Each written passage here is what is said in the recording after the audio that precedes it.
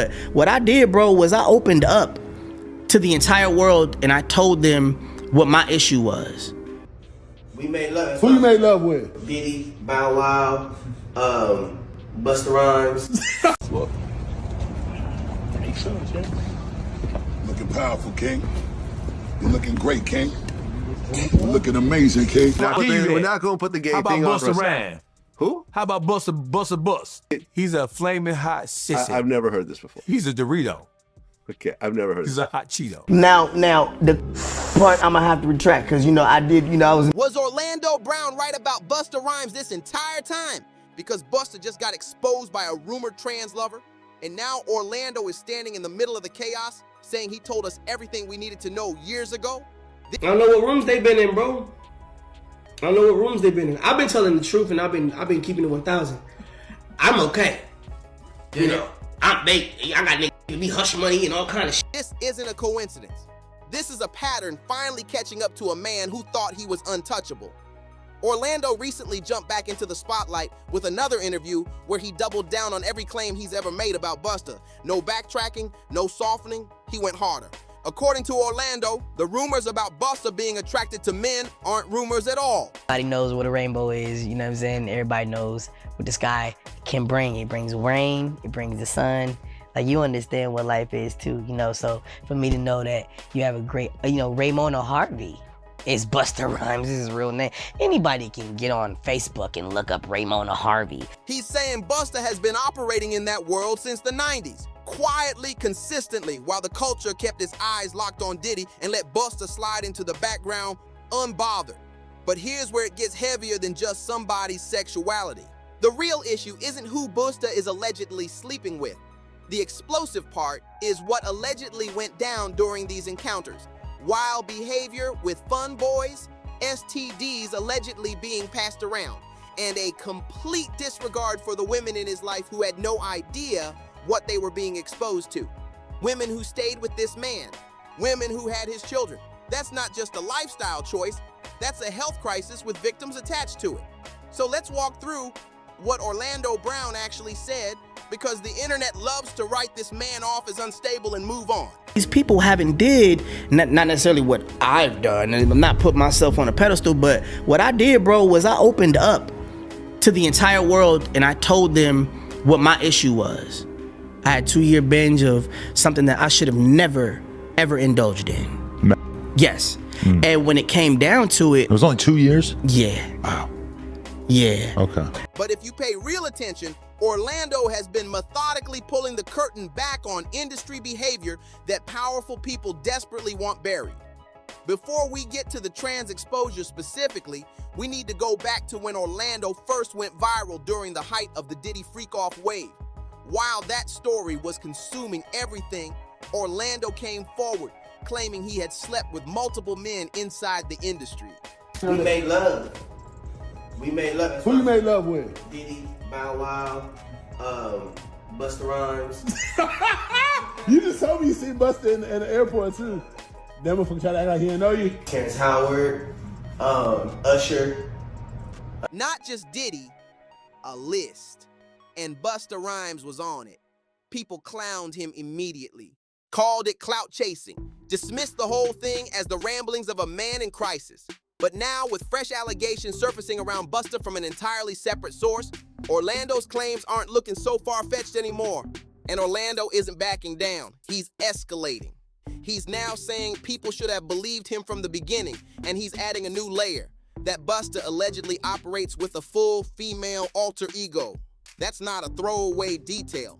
That's a portrait of somebody living a completely double life at a level most people haven't even Anybody can get on Facebook and look up Raymona Harvey and be like, yo, that's Busta Rhymes, yo, with no wig on. And be like, yo, wild out on your own time, but this is information that you allow me to give to the people.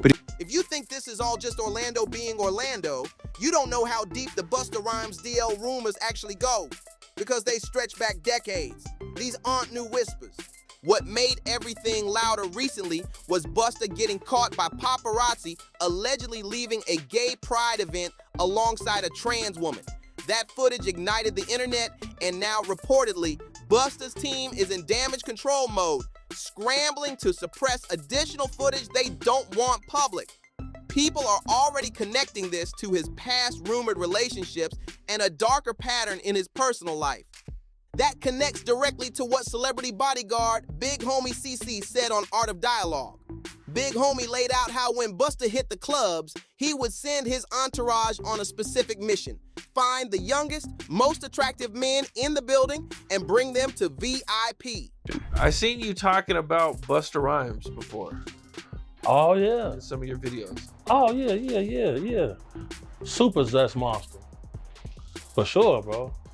That's my thing, bro. Like, this been common knowledge though. Like, all my promoter homies would always say, man, you know, we gotta bring some we gotta bring some, what they call them, I'm not gonna say it on here.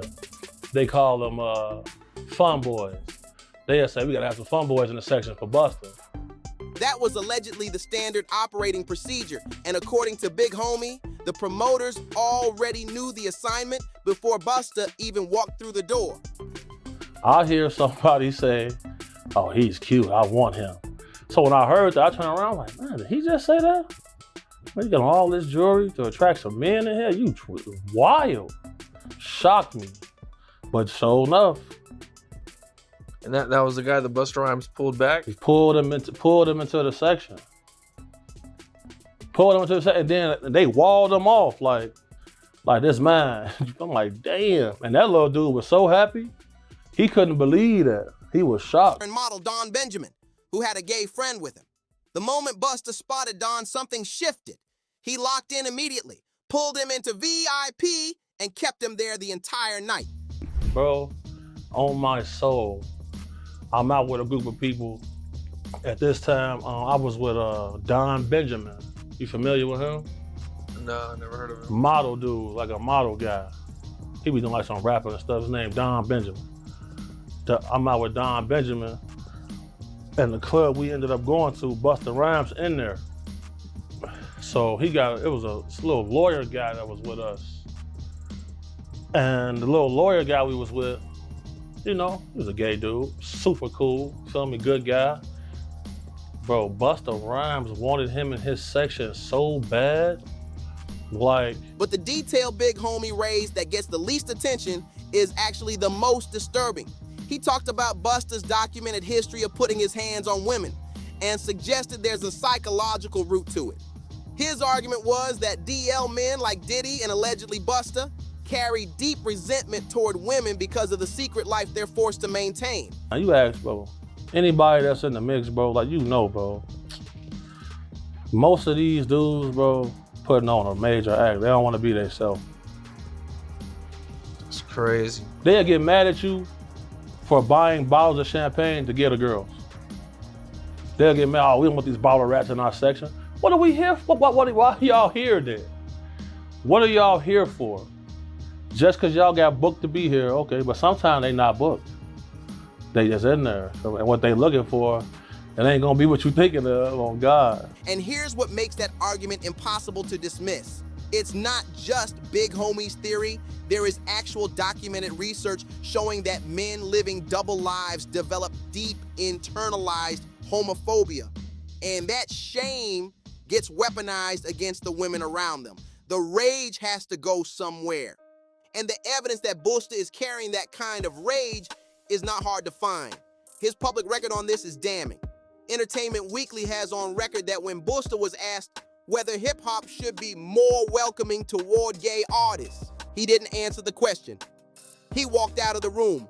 His exact words were that what he represents culturally doesn't condone it, that he's not trying to offend anybody, but he physically could not sit in that conversation.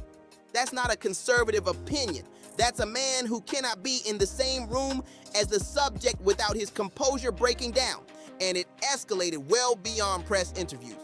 Back in 2006, Busta was at a Miami restaurant that happened to be full of gay men, drag queens, and trans patrons. A young gay fan tapped him on the shoulder just to congratulate him on his comeback. That's it. A tap on the shoulder. Busta spun around screaming, demanding to know why he was being touched, and then ordered his bodyguards to physically drag the kid out. After they threw him out, Busta was heard dropping the F slur. That's not discomfort, that's violence over a tap on the shoulder. Then, in 2013, Busta pulled the same energy at Cheeseburger Baby in Miami Beach. He and his crew wanted to skip the line. Staff said no. According to the owner, Stephanie Vittori, Busta erupted and screamed homophobic slurs at her employees over a restaurant line. Someone from his posse goes up to the front and says, "Can you take my order first? We're very important people." Oh my God, how much do you hate him? Now this is all... Okay, that's not Busta Rhymes, that's his crew, but that's still unacceptable. That is If unacceptable. we were all hanging out and somebody went up and said, "Please, we're very important people," I'd be so mortified. And more recently, video circulated of Busta going off on a gay fan who was recording him backstage at the Grammys. At this guy. Be careful. Stay back.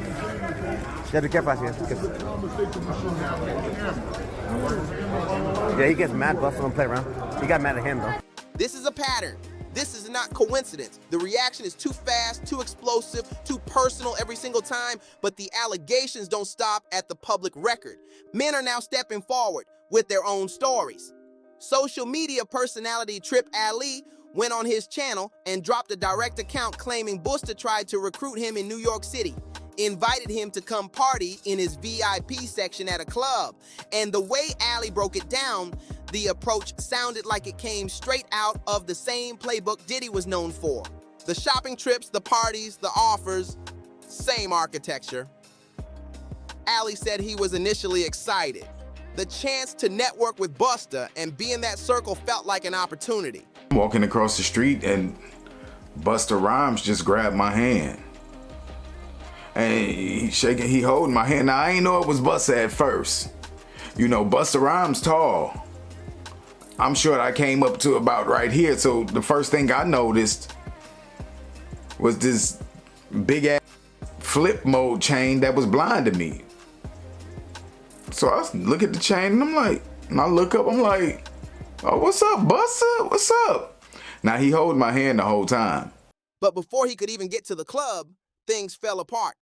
He got into a physical altercation with a friend who refused to go, ended up stranded in the middle of New York City, and never made it to the party. And he says, "You know, I'm about to go in this club. You know, we got a section. You know, you can come in with me if you want." And I'm like, "Word, for real? Like, that's what's up?" Like, he was like, "Yeah." I was like, "Well, I gotta, you know, tell my people." I was like, I come in, you know what I'm saying? He was like, "Okay, just let me know, you know, tell them that you coming in there to meet with me and come on up." And I was like, "Bet." So, of course, I'm excited. You know what I'm saying? Busta Rhymes is one of my favorite artists of all time. And back then, I was really on my rap-ish, trying to get on. And I mean, what better way to network? Busta just invited me up to a section. So I'm excited, you know, but I still kept it cool. You know, I ain't no groupie. Looking back, that friend may have done him the biggest favor of his life, because the stories about what happened to men who ended up in Busta's VIP section paint a completely different picture than a networking opportunity. And the culture already had a name for what Busta allegedly represents. It was Wendy Williams, love her or not, who coined the phrase homo thugs, specifically to describe DL industry men who carry this kind of aggressive, dangerous energy. And by multiple accounts, Busta Rhymes was one of her primary inspirations for that term. Come from a very homosexual era of hip hop as well. There was a radio personality once upon a time. Her name was Wendy Williams, and she was practically burned at the stake for talking about such. And now it's all come full circle. There were many situations, none of which to talk about, but there were many situations back in the day in my career, and it's all coming full circle now. That is not a rumor. That is a reputation that was built over decades in public, one incident at a time. One caller in particular changed the whole conversation. A man reportedly called into Wendy's show and claimed that after he got on his knees for Busta, Busta punched him in the face. Not after, right after. The caller also alleged that Busta told him to keep quiet about what happened and that the encounter took place at a club in New York City that rappers were using specifically to link up with gay men and trans women off the radar. That detail alone tells you everything about how calculated and protected this whole operation was. And allegedly, Busta had enough pull to get that recording scrubbed from the internet. But Wendy's Day One listeners remember that episode clearly. You can't erase what people already heard with their own ears. Here's where it gets even more layered. Wendy didn't just lose her radio show for no reason, she was also pushing to out Diddy, and that's reportedly what she paid for professionally. And if you're paying attention, that's the exact same window where Busta and Diddy's friendship deepened into something real and documented. Two men with overlapping secrets and overlapping enemies. Let me finish. This is the father of the joint venture deals, the label deals, That's right. the production deals. That's right. This is the father. I'm gonna keep it a buck. I'm gonna big up Dallas Austin because he pulled this all up. But when he did it, it was the complete shifting of the climate.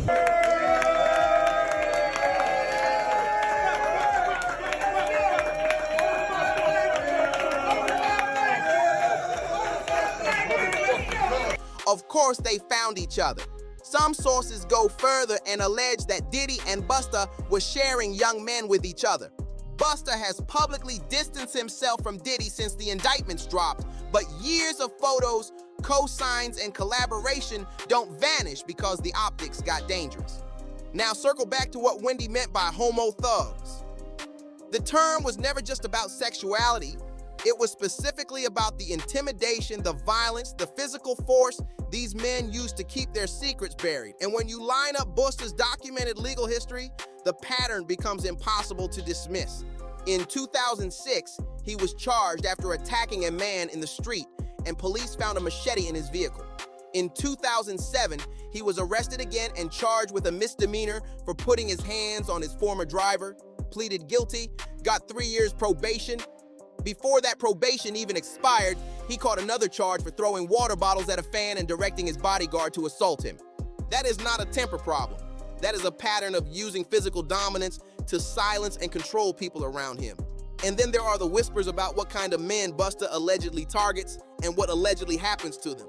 People on Lipstick Alley have been saying for years that Busta is known for getting with very young males and being extremely rough with them. One user wrote that they'd heard multiple stories and described him as someone who physically mistreats the men he's with, even connecting it to a TV character portraying an abusive DL rapper. Another person followed up saying the most disturbing part of the rumors is that he allegedly beats the male prostitutes he hires out of self-hatred while simultaneously performing misogyny on record. That is not gossip. That is a pattern of behavior described consistently across different sources over many years.